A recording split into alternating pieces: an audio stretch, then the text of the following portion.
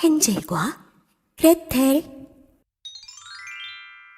옛날 아주 깊은 숲속 작고 허름한 오두막에 헨젤과 그레텔이라는 남매가 살고 있었어요. 그들의 아빠는 가난한 나무꾼이었고 새어머니와 함께 힘겹게 하루하루를 살아가고 있었죠. 어느 날 집안에 먹을 것이 바닥나자 새어머니는 조용히 아빠에게 속삭였어요. 아이들을 숲에 데려다 놓고 오는 게 어때요? 아빠는 깜짝 놀라 되물었어요. 뭐라고요? 아이들을 숲에 버리자고요? 아이들이 있어봐야 먹을 것만 더 줄어들잖아요. 이러다 우리도 굶어 죽겠어요. 새어머니는 끝내 아빠를 설득했어요. 내일 아침 숲 가장 깊은 곳에 두고 오면 절대 집으로 못 돌아올 거예요. 그날 밤 헨젤은 우연히 그 말을 듣고 말았어요. 잠든 척하던 헨젤은 모두가 잠든 후 조용히 일어나 주머니에 반짝이는 하얀 자갈을 가득 담았어요. 다음 날 아침, 네 사람은 숲을 향해 걸어갔어요. 헨젤은 걸으면서 주머니 속 자갈을 하나씩 몰래 떨어뜨렸어요. 조금씩 조용히 집으로 돌아갈 길을 만들기 위해서요. 숲 깊숙한 곳에 도착하자 아빠는 아이들에게 빵을 나눠주며 말했어요. 길이 험하니 여기서 이걸 먹고 잠시 쉬고 있거라. 얌전히 기다리고 있으면 금방 돌아올게. 하지만 어른들은 돌아오지 않았고 두 남매만 숲에 남겨졌어요. 날은 어두워지고 숲에는 이상한 소리들만 가득했어요. 그레텔은 덜덜 떨며 말했어요. 오빠, 무서워. 헨젤은 그레텔의 손을 꼭 잡고 말했어요. 걱정 마. 내가 자갈로 길을 표시해뒀어. 달이 떠오르자 자갈들이 달빛에 반짝였어요. 헨젤과 그레텔은 반짝이는 자갈들을 따라 조심조심 집으로 돌아갔답니다. 얘들아, 너희가 어떻게? 깜짝 놀란 새어머니를 향해 그레텔은 웃으며 말했어요. 오빠가 뿌려둔 자갈 덕분이에요. 며칠 뒤 또다시 끔찍한 계획이 시작됐어요. 이번엔 새어머니가 밤새 헨젤이 밖에 나가지 못하게 막았고 헨젤은 자갈을 구하지 못했어요. 다음 날 숲으로 가는 길에 헨젤은 조심조심 자갈 대신 빵 조각을 떨어뜨렸어요. 하지만 숲속의 새들이 모두 쪼아먹고 말았죠. 그날 밤 헨젤과 그레텔은 길을 완전히 잃고 말았어요.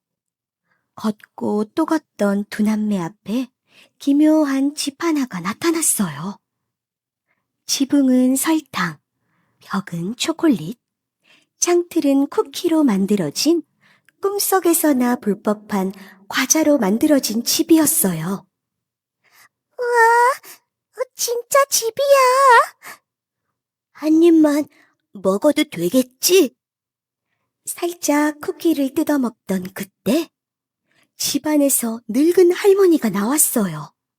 처음엔 친절한 목소리였지만 그 할머니는 사실 아이들을 유인하기 위해 변장을 한 무서운 마녀였어요.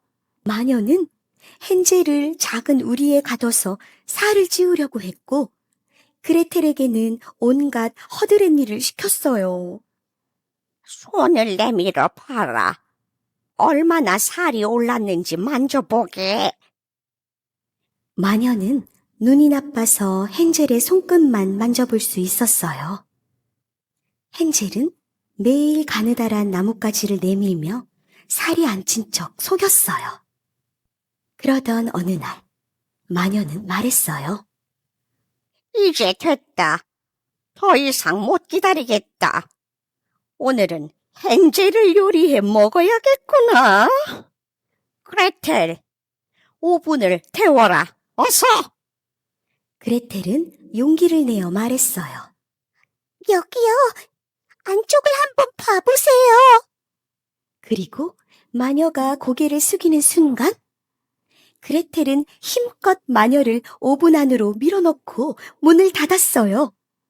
오빠, 어서 나와. 이제 괜찮아. 헨젤은 그레텔의 손을 붙잡고 밖으로 나왔어요. 그리고 마녀가 숨겨둔 보물을 챙겨 숲을 빠져나왔죠. 두 남매는 결국 아빠와 다시 만나 따뜻한 집으로 돌아왔어요. 새어머니는 사라져 있었고, 이젠 세 사람 모두 행복하게 평화롭게 살게 되었답니다.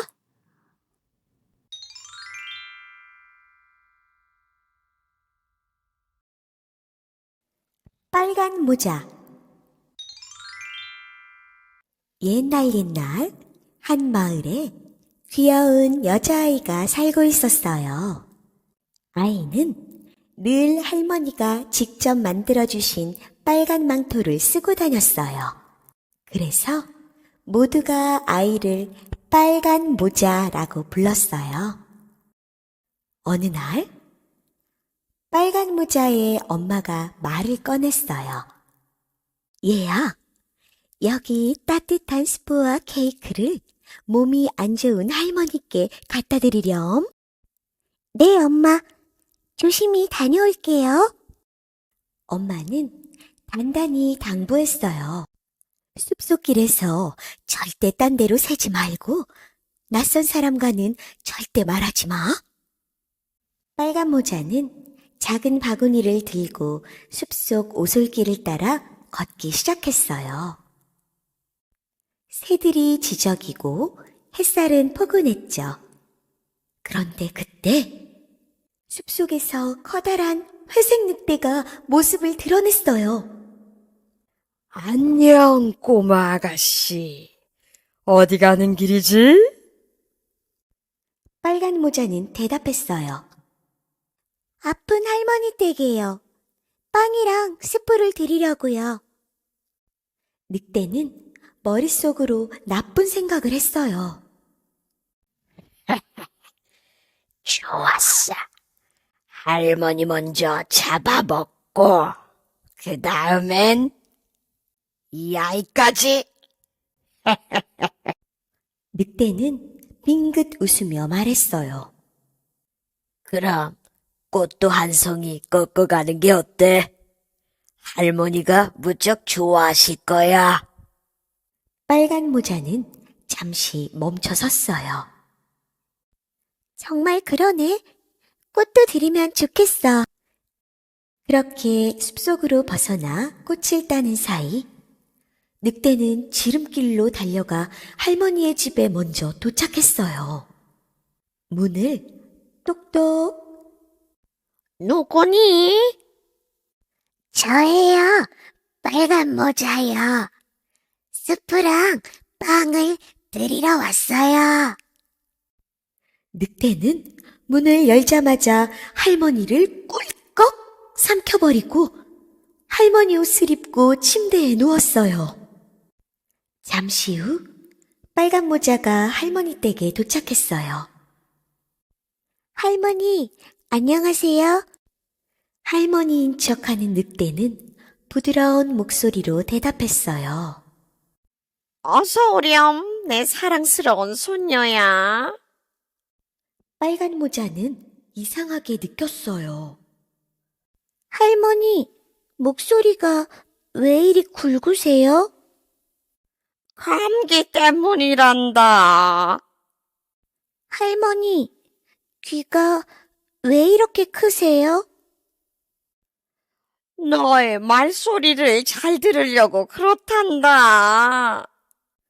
눈은 왜 이렇게 크고요?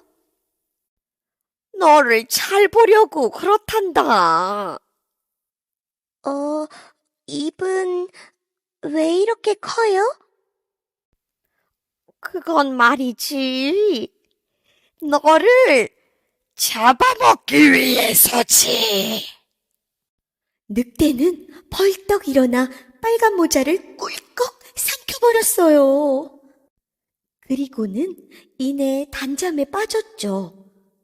그때 숲을 지나던 사냥꾼 아저씨가 할머니 집에서 이상한 소리를 들었어요. 문을 열고 들어간 사냥꾼은 배가 볼록한 늑대를 발견했어요. 사냥꾼은 조심스럽게 늑대의 배를 갈랐어요. 그러자 거기서 할머니와 빨간 모자가 무사히 나왔어요. 어휴, 다행이에요. 사냥꾼은 늑대의 뱃속에 돌멩이를 가득 넣고 꿰매버렸어요. 늑대는 배가 너무 불러 일어나지 못하고 쓰러졌고 마을엔 다시 평화가 찾아왔답니다. 그날 이후 빨간 모자는 다짐했어요. 앞으론 엄마 말 잘 들을 거예요. 다시는 낯선 일을 믿지 않을래요. 빨간 모자는 귀여운 아이였지만 순진하게 말을 믿다가 위험에 빠졌어요. 하지만 용감한 사냥꾼 덕분에 모두 무사히 다시 웃을 수 있었답니다.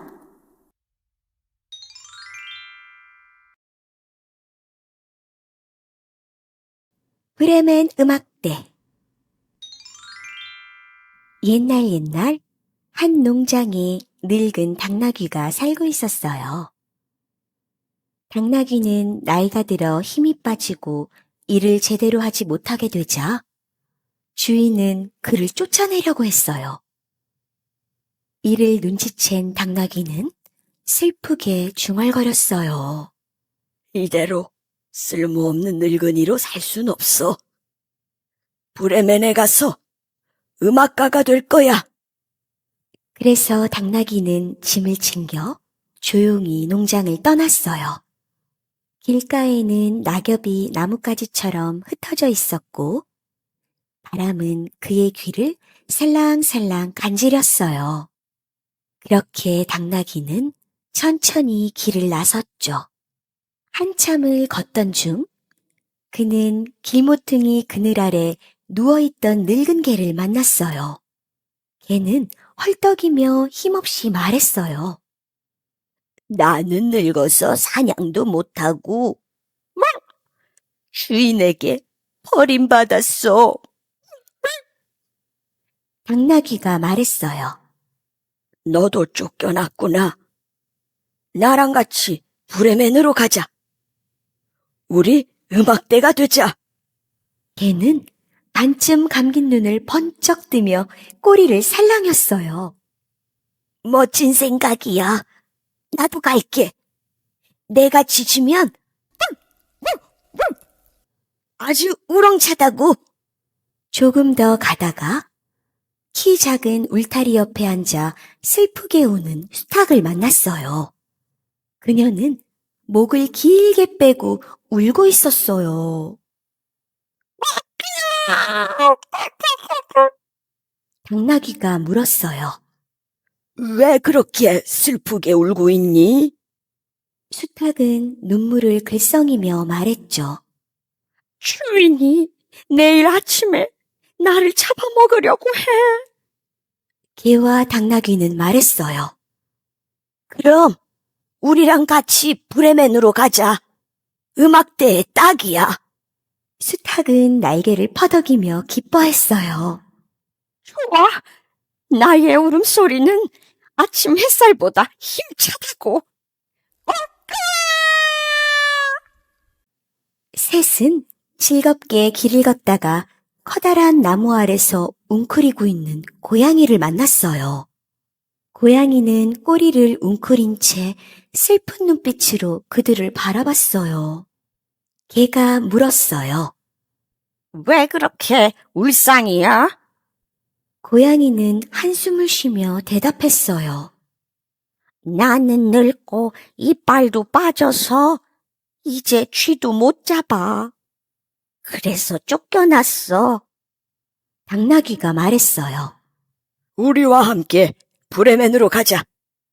음악대에 들어와. 고양이는 말없이 고개를 끄덕이며 부드럽고 조용한 소리로 울었어요. 이렇게 내 친구는 함께 걷기 시작했어요. 길 양옆에는 들꽃이 흔들리고 해가 지며 하늘은 붉게 물들었어요. 내 친구는 나란히 걸으며 노래를 불렀어요. 어느 날 해가 저물고 그들은 숲속에서 하룻밤을 보내기로 했어요. 그때 숲 깊은 곳에서 반짝이는 불빛이 보였어요. 그건 바로 도둑들이 점령한 작은 오두막이었어요. 당나귀가 말했어요. 우리 저 집에서 쉴 수 있으면 좋겠는데. 그들은 머리를 맞대고 작전을 짰어요. 당나귀는 창문 앞에 섰고 개는 당나귀 등에 올라탔어요.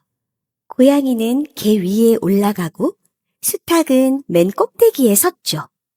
그리고 하나, 둘, 셋! 도둑들은 놀라 소리를 지르며 달아났고 내 친구는 오두막 안으로 들어가 따뜻한 난로 옆에 둘러앉았어요. 도둑들이 차려놓은 고기와 빵을 배불리 먹고 따뜻한 담요 아래서 단잠에 빠졌어요. 하지만 그날 밤 도둑 한 명이 몰래 들어왔어요.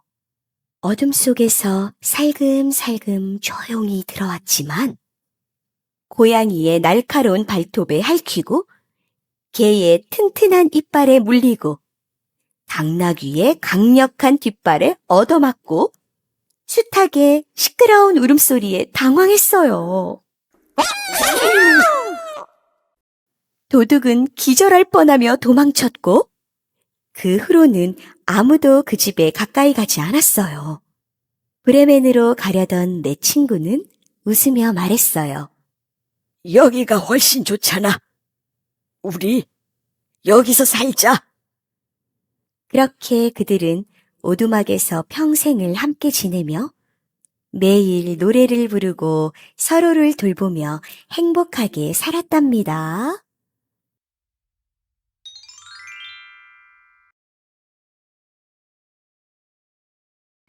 요정들과 구두장이.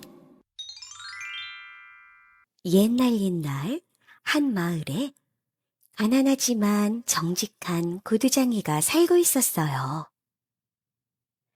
그는 평생을 구두를 만들어 팔며 살아왔지만 요즘은 일이 끊기고 가죽 살 돈조차 남지 않았어요.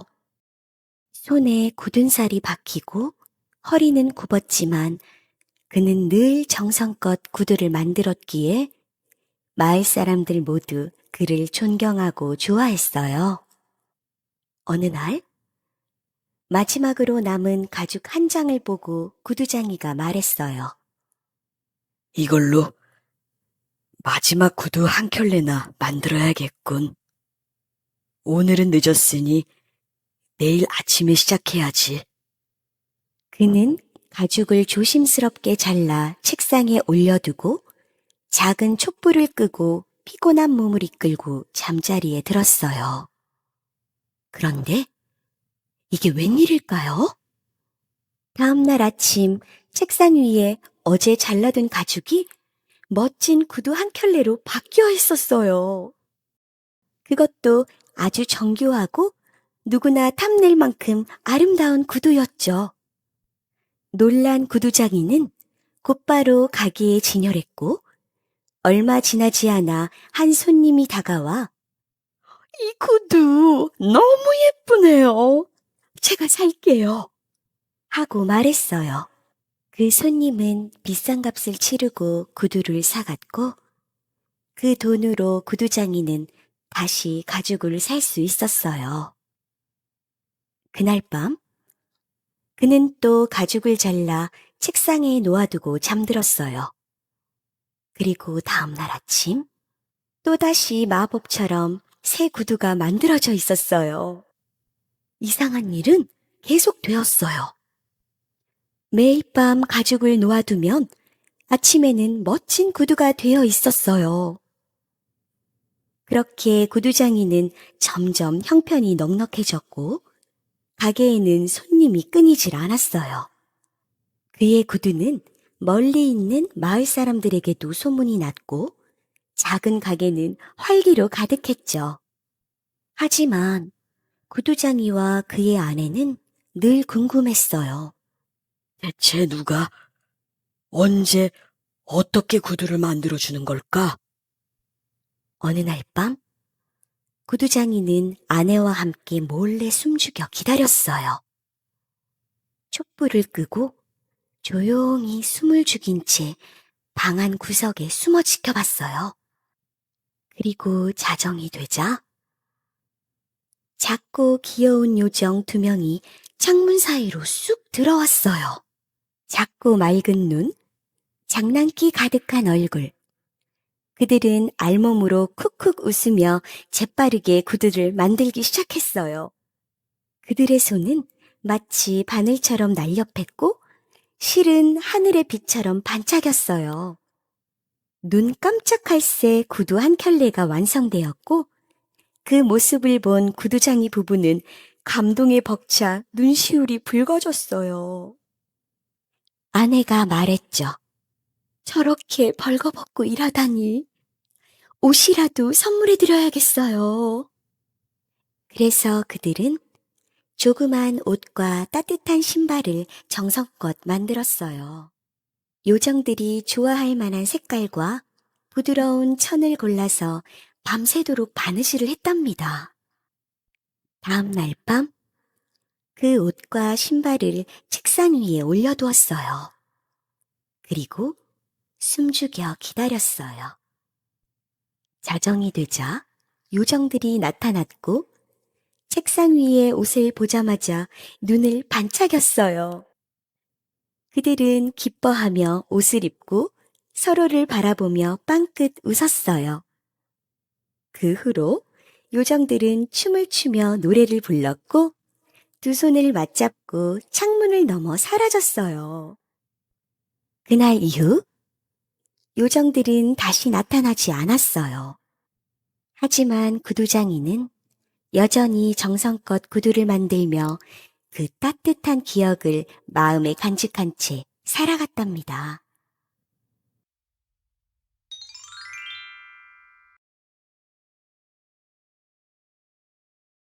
황금 거위.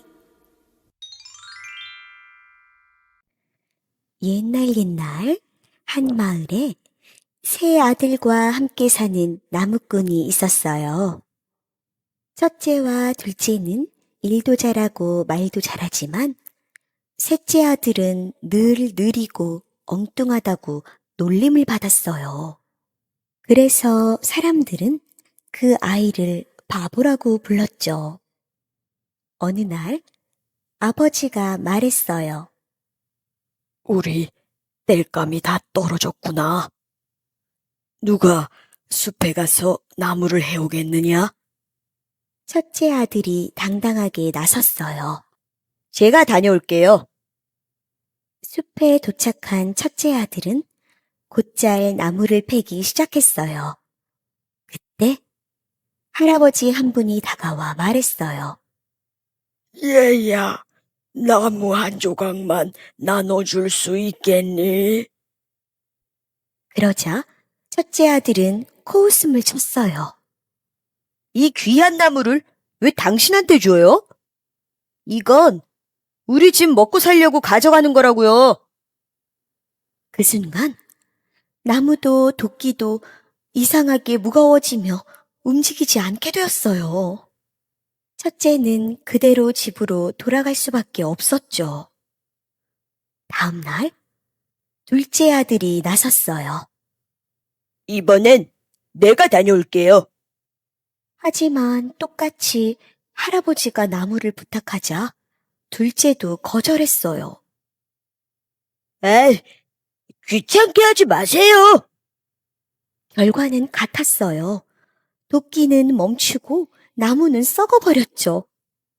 마지막으로 느리고 엉뚱하다고 놀림받던 셋째 아들이 말했어요. 그럼 제가 가볼게요. 형들은 비웃으며 말했어요. 너 같은 게 무슨 나무를 해와? 하지만 아버지는 조용히 도끼를 내어주며 말했어요. 다치지 않게 조심하렴. 숲에 도착한 셋째 아들은 조심조심 도끼질을 시작했어요. 그때 허름한 옷을 입은 할아버지가 나타났어요. 얘야, 나무 한 조각만 나눠줄 수 있겠니? 셋째는 망설임 없이 도끼를 내려놓고 부드럽게 말했어요.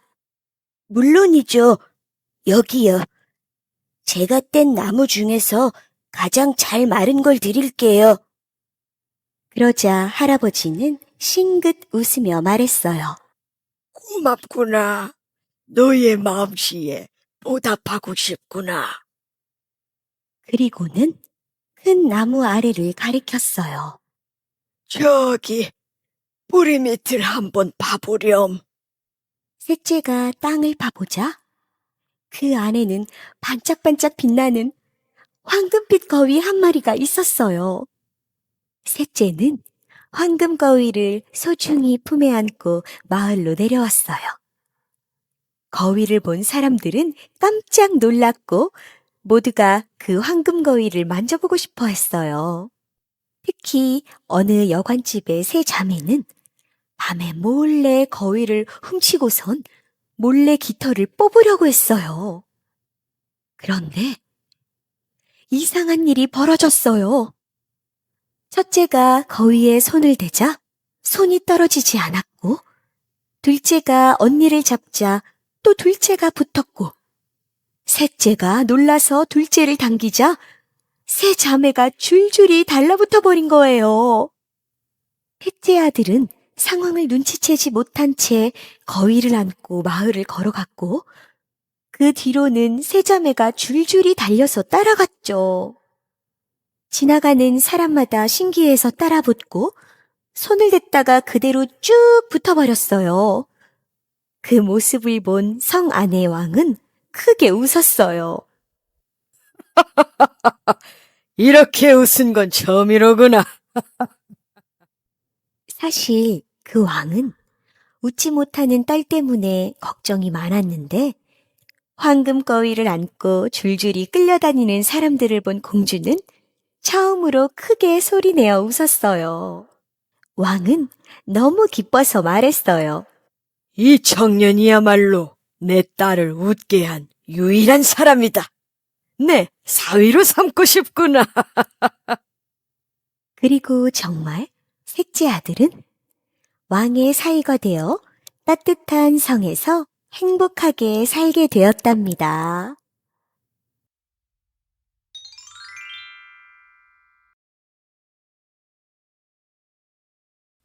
공작과 두루미. 햇살이 반짝이던 어느 날, 숲속 연못가에 아름다운 공작 한 마리가 깃털을 살랑살랑 흔들며 걷고 있었어요. 공작은 자기 꼬리를 활착 펴더니 거울처럼 맑은 물에 비춰보며 말했어요. 아, 이 깃털 좀 봐. 푸른빛, 초록빛, 금빛까지. 정말 예술이야, 예술. 공작은 깃털을 사르르 문질러 윤을 내고는 주변에 누가 자신을 보고 있나 두리번거렸어요. 그때 하늘에서 하얀 날개를 가진 두루미가 사뿐히 내려와 연못가에 앉았어요. 공작은 두루미를 힐끔 쳐다보다가 콧방귀를 뀌듯 말했어요. 어머, 넌 누구니? 깃털에 색도 없고 그렇게 하얗기만 해서 눈에 띄지도 않겠다. 나는 지나가기만 해도 다들 감탄하는데. 두루미는 조용히 웃으며 말했어요.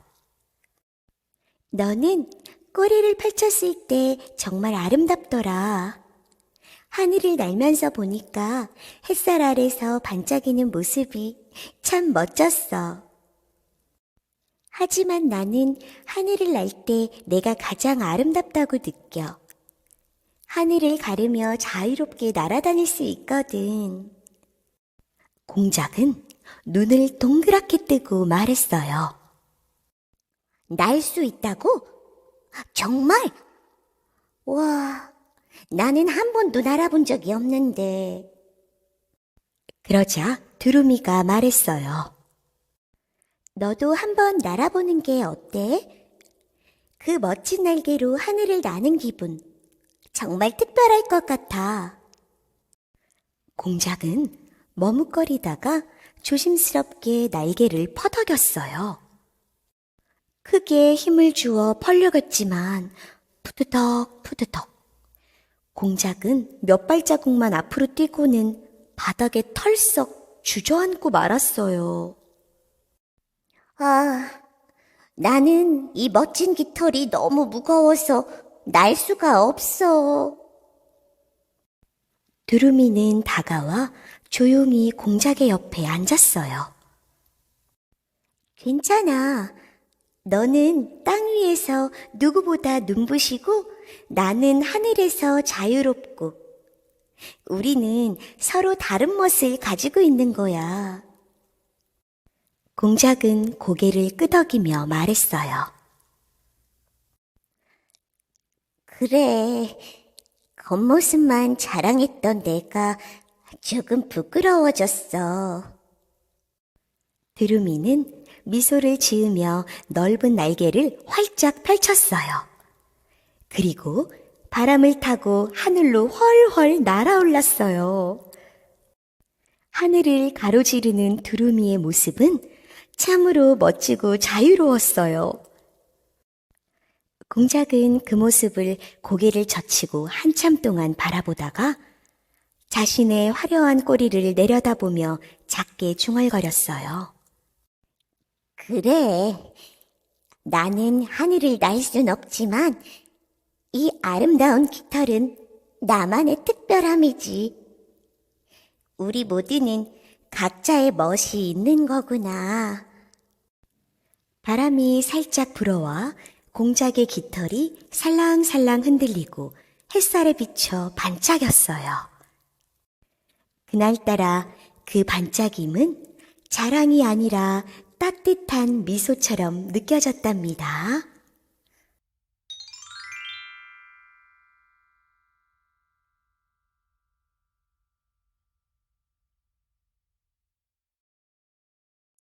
햇님, 달님.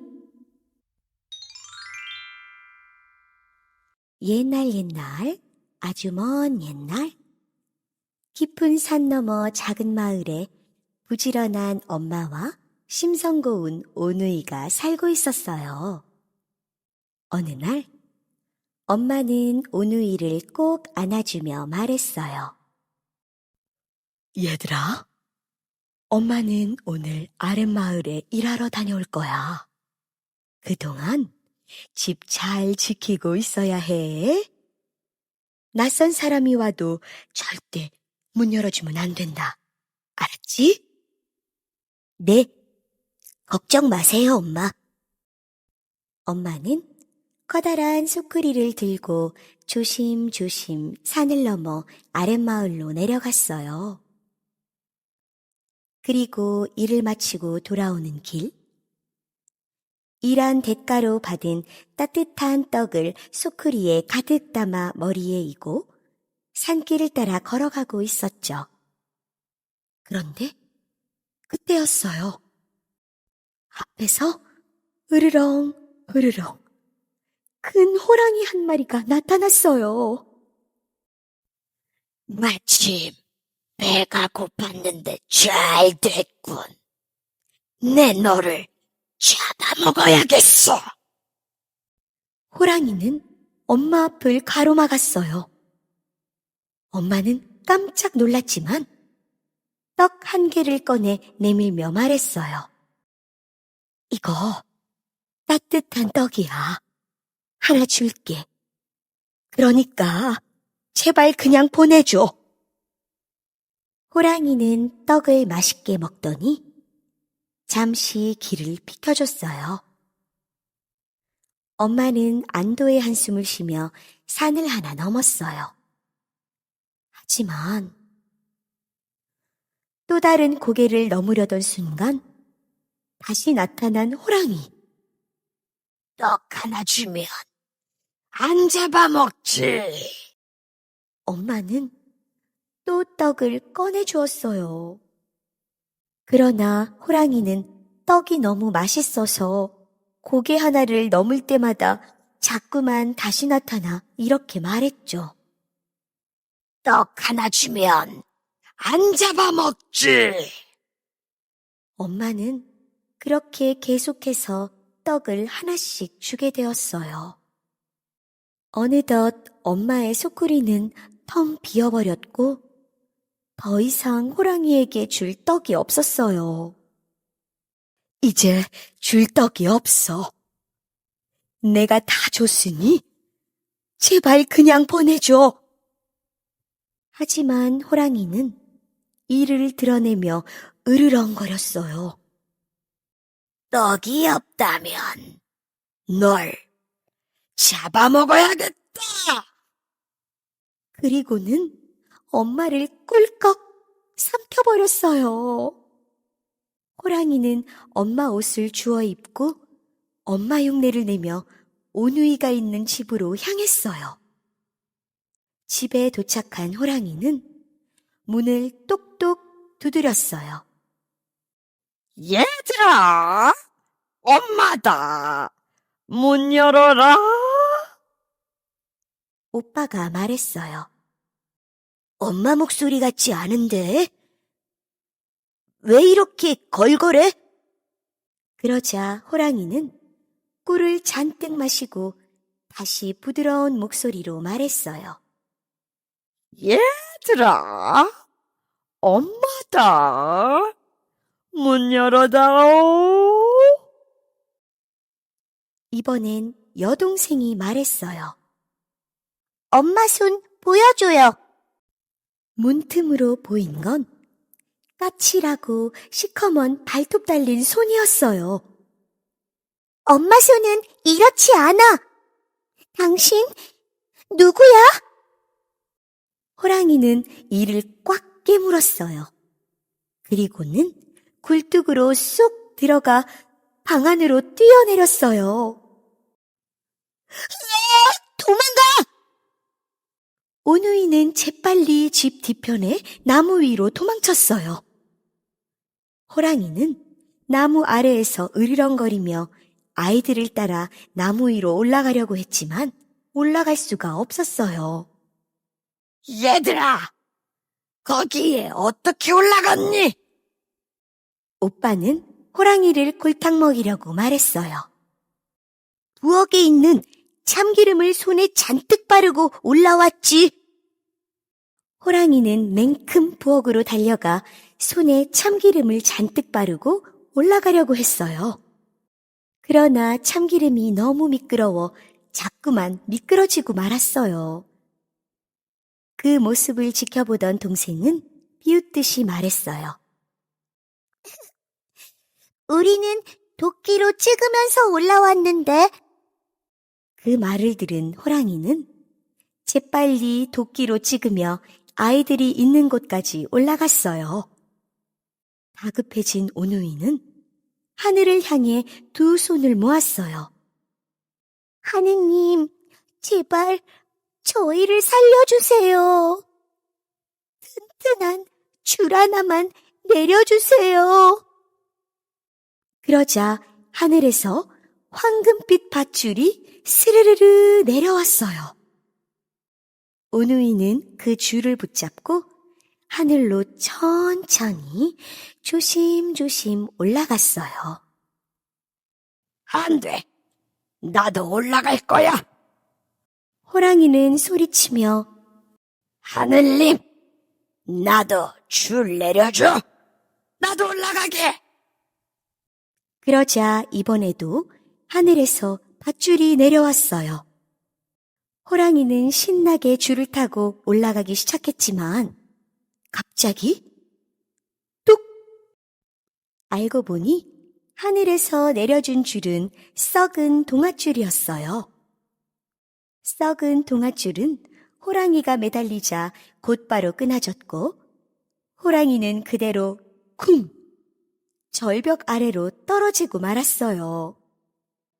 그 뒤로 오누미는 하늘나라에서 햇님과 달님이 되었어요.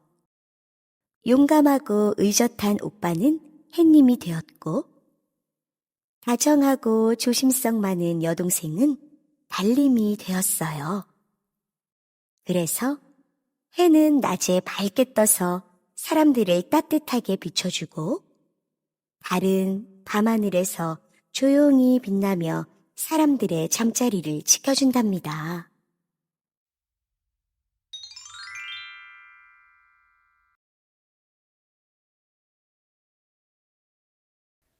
양치기 소년.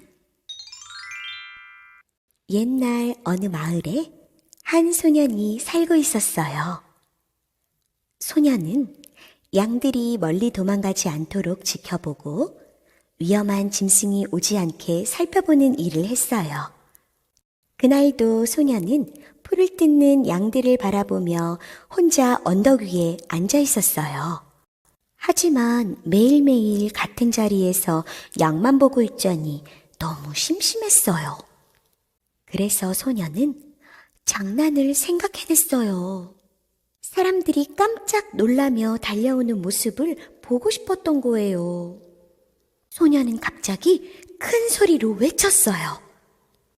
늑대다! 늑대가 나타났다!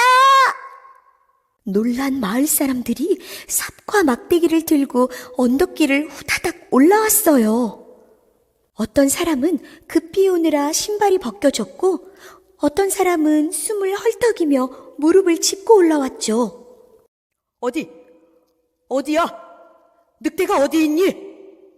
하지만 늑대는 어디에도 없었어요. 소녀는 그걸 지켜보며 킥킥 웃으며 말했어요.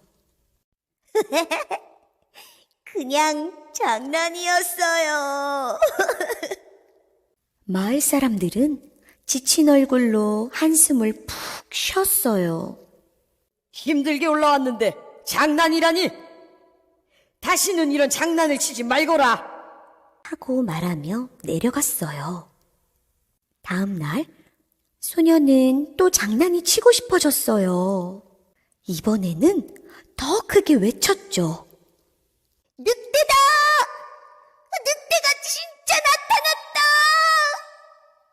마을 사람들은 또다시 숨을 몰아쉬며 언덕을 올라왔어요. 어떤 사람은 이마에 땀이 맺혔고 어떤 사람은 다리에 쥐가 나서 철뚝거렸어요. 하지만 이번에도 늑대는 없었어요. 재밌다. 또 속으셨네요. 소녀는 웃으며 깔깔댔어요. 사람들은 화가 났지만 아무 말도 하지 않고 무거운 발걸음으로 돌아갔어요. 그리고 또 다음 날이 되었어요. 평화롭던 언덕이 갑자기 싸늘해지더니 숲속에서 눈빛이 날카로운 진짜 늑대가 나타난 거예요. 늑대는 으르렁거리며 양들을 향해 다가오고 있었어요. 놀란 소녀는 나무 위로 급히 기어 올라갔어요. 그리고 소리를 지르기 시작했어요. 늑대다! 진짜 늑대가 나타났다! 하지만 마을 사람들은 그 소리를 듣고도 아무도 도와주러 갈 생각을 하지 않았어요. 또 장난이겠지. 이젠 속지 않아. 소녀는 계속 외쳤어요. 정말이에요. 진짜 늑대가 나타났다고요. 도와주세요. 누가 좀 저 좀 도와주세요. 목이 쉬도록 외쳤지만 마을 사람 누구도 오지 않았어요. 그 사이 늑대는 양들을 하나둘씩 잡아먹기 시작했어요. 안 돼. 제발 멈춰. 소녀는 늑대를 쫓아내고 싶었지만 늑대는 너무 빠르고 무서웠어요. 늑대는 결국 양들을 모두 잡아먹고 나서야 돌아갔어요. 소녀는 무릎을 꿇고 눈물을 뚝뚝 흘렸어요. 내가 거짓말만 하지 않았더라면 양들을 모두 지킬 수 있었을 텐데. 소녀는 그동안 했던 거짓말을 깊이 후회했지만 이미 양들은 모두 사라지고 난 뒤였답니다.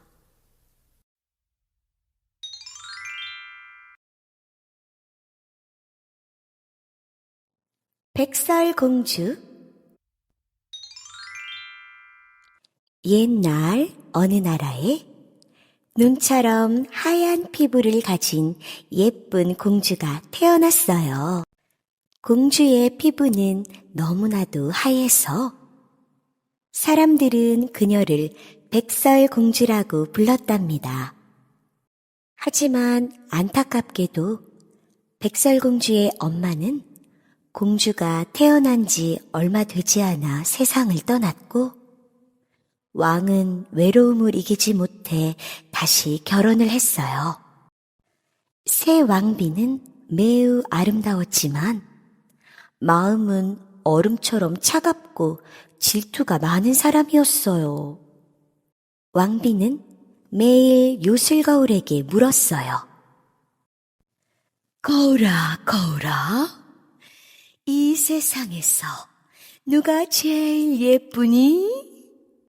거울은 항상 대답했죠.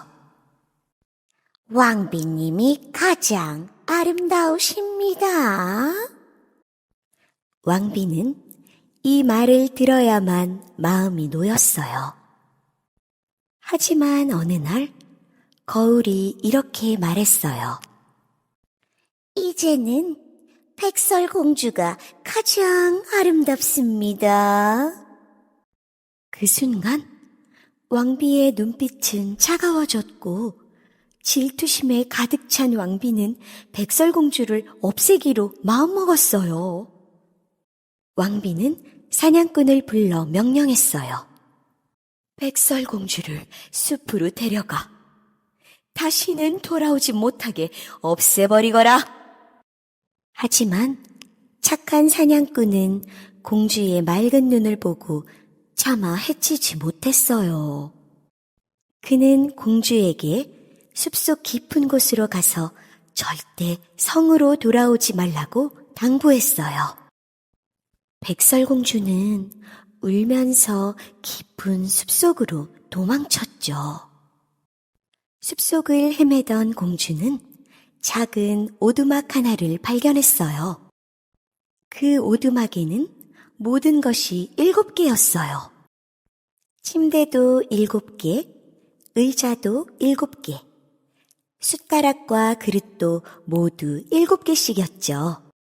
하지만 모두 작고 귀여운 크기였어요. 지친 백설공주는 잠시 눕고 싶었어요. 침대가 작아서 하나로는 잘 수 없었기에 7개의 침대를 나란히 모아 그 위에 누웠답니다. 잠시 후 오두막의 주인인 7명의 난쟁이들이 집으로 돌아왔어요. 그리고 침대 위에 잠든 예쁜 소녀를 보고 깜짝 놀랐죠.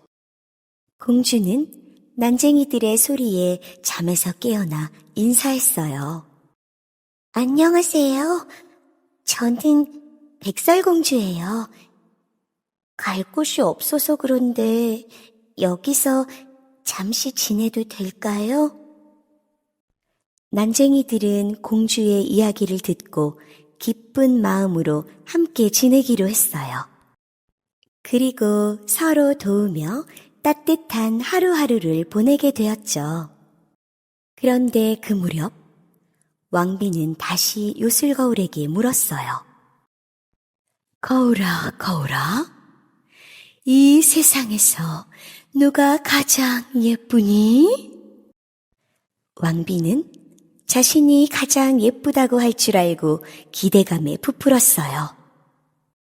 그러나 요술거울은 이렇게 말했어요. 숲속 난쟁이 집에 있는 백설공주가 가장 아름답습니다. 왕비는 분노에 가득 차 이번엔 스스로 백설공주를 없애기로 결심했어요. 왕비는 사과를 파는 할머니로 변장을 하고 난쟁이 집으로 향했어요. 백설공주가 문을 열자 할머니로 변장한 왕비가 말했어요. 달콤한 사과 하나 사지 않으시겠어요? 저는 돈이 없는데요. 아이고, 이렇게 예쁜 아가씨라면 그냥 드릴게요. 한 입 드셔보세요. 마음씨 착한 백설공주는 아무 의심 없이 사과를 한 입 베어 물었고 그 자리에서 그대로 쓰러지고 말았어요. 왕비가 꺼낸 사과는 독이 든 사과였던 거예요. 왕비는 씩 웃으며 조용히 성으로 돌아갔죠. 얼마 후 집으로 돌아온 난쟁이들은 쓰러져 있는 백설공주를 발견했어요. 놀란 난쟁이들은 백설공주를 유리관에 눕히고 매일매일 곁을 지켰답니다. 그러던 어느 날 멀리서 한 왕자가 숲속을 지나가다 유리관 속 백설공주를 보게 되었어요. 이렇게 아름다운 공주를 본 적이 없어요. 안타까운 사연을 들은 왕자는 조심스럽게 공주의 손을 잡고 조용히 입맞춤을 했어요. 그러자 놀랍게도 백설공주가 눈을 떴어요. 왕비의 저주는 사라졌고 공주는 다시 살아났답니다. 백설공주는 왕자와 함께 아름다운 성으로 떠났고 7 난쟁이들은 아쉬운 마음을 뒤로한 채 손을 흔들며 공주를 배웅했어요. 그리고 백설공주는 오랫동안 행복하게 살았답니다.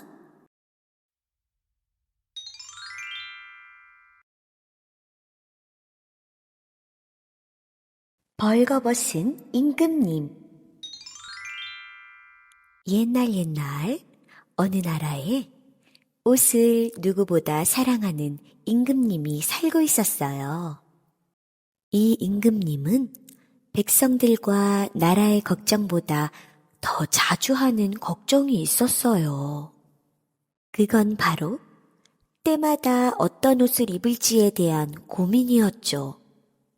아침엔 뭘 입을지, 점심엔 어떤 옷을 입을지, 그게 이 임금님에겐 가장 중요한 일이었답니다. 임금님은 매일 거울 앞에서 하루를 시작하고 반짝이는 왕관에 화려한 비단옷과 멋들어진 신발을 신는 걸 제일 좋아했어요. 나는 세상에서 제일 멋진 옷을 입어야 해. 임금님은 매일같이 이렇게 외쳤답니다. 그러던 어느 날 임금님은 더 이상 마음에 드는 옷을 찾기 어려워졌어요. 세상의 거의 모든 옷들을 이미 입어봤기 때문이죠. 임금님은 계속해서 새로운 옷을 찾았고 신하들은 임금님의 마음에 드는 옷을 찾는 게 점점 더 힘들어졌어요.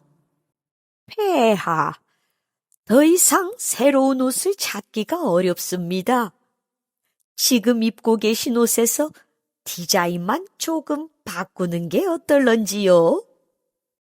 에헴, 내가 어디 한 번 입은 옷을 또 입는 사람이더냐? 그럴 수 없다. 죄송하지만 폐하, 이웃 나라의 옷들까지 모두 입어보셔서 새로운 옷을 찾는 게 아주 어렵습니다.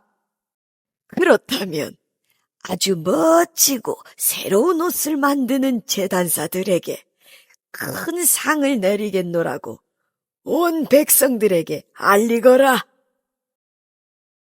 며칠 후, 이 소식을 들은 2명의 낯선 재단사가 왕궁에 찾아왔어요. 폐하, 저희는 아주 특별한 옷을 만들 수 있습니다. 정말 마법 같은 옷입니다. 어리석은 사람들에겐 보이지 않는 정말 아름답고 신비한 옷이죠. 임금님은 눈을 반짝였어요. 정말 그런 옷이 있단 말이냐? 내게 그 옷이 꼭 필요하겠구나. 내 신하들이 똑똑한지 아닌지도 알 수 있겠군. 그래서 임금님은 2 재단사에게 금실과 비단을 한가득 주며 말했어요. 어서 그 마법 같은 멋진 옷을 만들어 보게나. 하지만 사실 그 재단사들은 거짓말쟁이였어요. 그들은 실제로는 옷을 만들지 않고 빈 배틀 앞에서 손만 움직이고 있었죠. 얼마 뒤 임금님은 신하 한 명을 보냈어요. 가서 옷이 잘 만들어지고 있는지 확인해 보게. 신하는 작업장을 들여다보았어요. 그런데 아무것도 보이지 않았어요. 하지만 신하는 속으로 생각했죠. 내 눈에 저 옷이 보이지 않는다고 말하면 내가 어리석은 사람이라고 생각하겠지? 그래서 그는 임금님에게 거짓말을 했어요. 예, 폐하. 정말 환상적인 옷입니다. 황금처럼 반짝이고 바람처럼 가벼워요. 며칠 후, 2 재단사는 옷이 완성되었다고 말했어요. 재단사들은 빈손으로 옷을 들어 보이는 척하며 말했죠. 보십시오. 이건 정말 마법 같은 옷입니다. 세상에서 가장 멋지고 귀한 옷이죠. 임금님도 눈을 크게 떴지만 마법 같은 옷은 어디에도 보이지 않았어요. 하지만 임금님도 보이지 않는다고 말하면 어리석은 임금이라고 백성들에게 무시당할 것 같았어요. 정말 아주 훌륭하군. 임금님도 어느 신하들과 마찬가지로 바보 취급을 받기 싫어 옷이 보인다고 거짓말을 했어요. 그래서 임금님은 그 보이지 않는 옷을 입는 척하며 거리로 행진을 나갔어요. 신하들도 백성들도 모두 자기만 아무것도 못 보는 줄 알고 박수를 치며 외쳤어요. 임금님, 너무 멋져요. 우아하고 고귀하십니다. 그때 어디선가 작은 아이의 목소리가 들렸어요. 임금님, 아무것도 안 입었잖아. 벌거벗은 임금님이다. 모두가 조용해졌어요. 그리고 서로를 바라보며 속삭였어요. 맞아. 임금님 벌거벗었잖아. 사실은 모두가 거짓말을 하고 있었던 거야. 그제야 임금님도 얼굴이 빨개졌어요. 하지만 이미 행진은 시작되었고 임금님은 계속해서 멋진 옷을 입은 척했어요. 그러나 속으로는 참 많이 부끄러웠답니다. 임금님은 어색하게 웃으며 행진을 마치고 왕궁으로 돌아왔어요. 그날 이후 임금님은 더 이상 거울만 들여다보지 않았어요. 겉모습보다 마음이 더 중요하다는 걸 한 아이의 솔직한 말 덕분에 알게 되었답니다.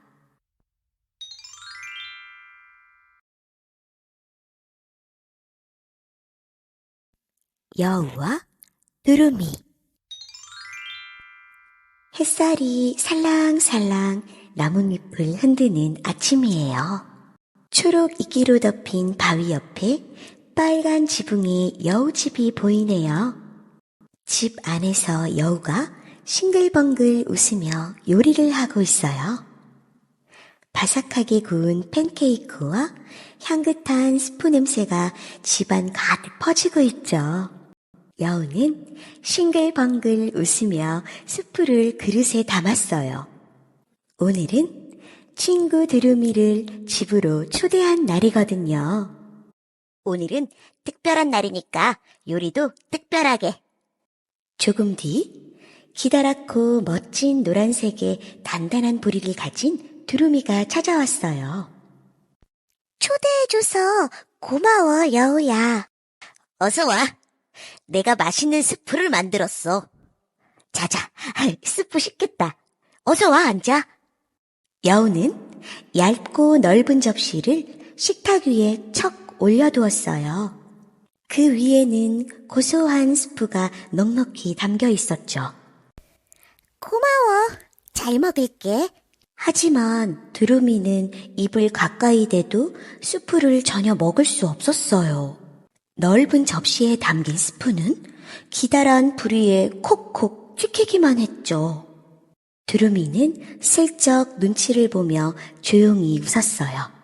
그런 두루미의 모습을 알면서도 여우는 후루룩 맛있게 스프를 먹으며 말했어요.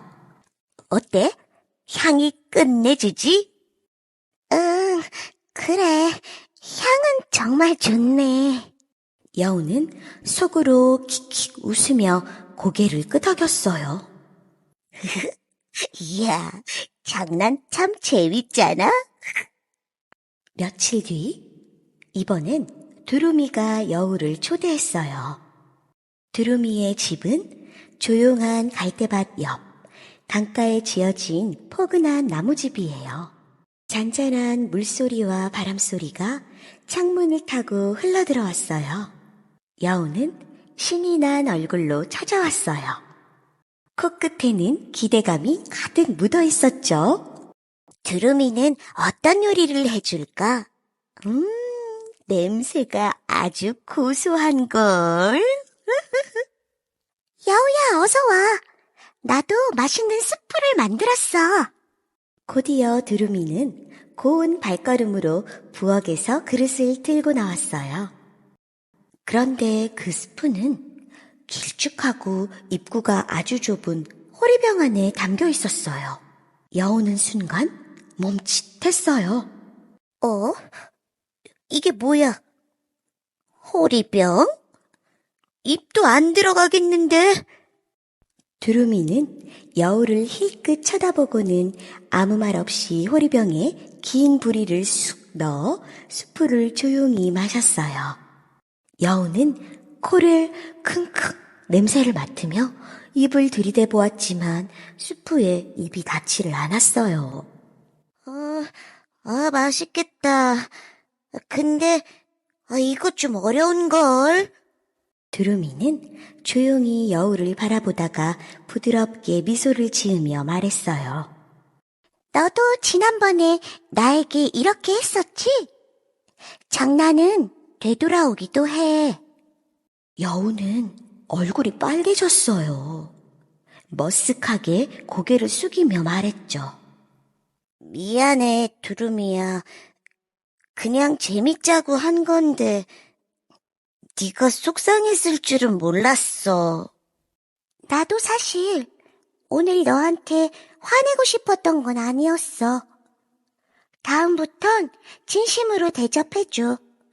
그래야 진짜 친구가 되는 거니까. 두루미는 다시 부엌으로 가서 수프를 넓은 접시에 담아 여우 앞에 내놓았어요. 이제 정말로 맛있게 먹어줘. 정성껏 만든 거야. 여우는 눈이 반짝이며 수프를 바라보았어요.